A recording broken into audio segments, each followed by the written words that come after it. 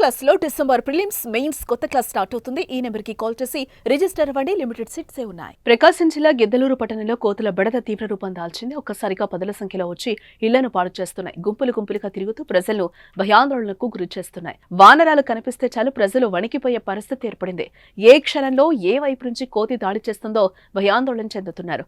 Police station Bazar, Sharma వీధి, BC బాలికల వసతి గృహం ప్రాంతాల్లో కోతుల బెడద రోజురోజుకు పెరిగిపోతోంది. తినుబండారాల కోసం ఇండ్లలోకి వచ్చి మరీ దాడులు చేస్తున్నాయి. ఇంట్లో దాబాపైకి వెళ్లాలంటే తోడుగా ఓ మనిషి, కర్ర తప్పనిసరిగా కావాల్సిందే. ఒంటరిగా బయటకు రావాలంటేనే ప్రజలు వణికిపోతున్నారు. వృద్ధులు, చిన్నారులు, మహిళలపై దాడులకు పాల్పడుతున్నాయి.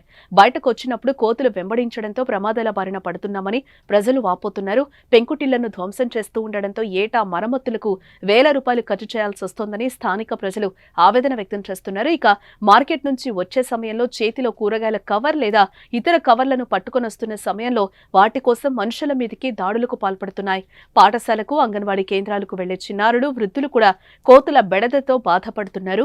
ఇప్పటికైనా సంబంధించిన అధికారులు స్పందించి కోతులను పట్టుకుని వాటిని సురక్షితంగా స్థానికంగా ఉన్న అటవీ ప్రాంతంలోకి వదిలివేయాలని ప్రజలు కోరుతున్నారు. నా పేరు పల్లె యోగిరెడ్డి.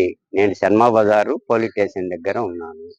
మాకు కోతుల బెడద ఎక్కువ ఉన్నది సార్. మమ్మల్ని ఇంగ్లాండ్లోకి వచ్చి పిల్లోలను, మా భార్యను గురించి కరిచినారు ఒకసారి.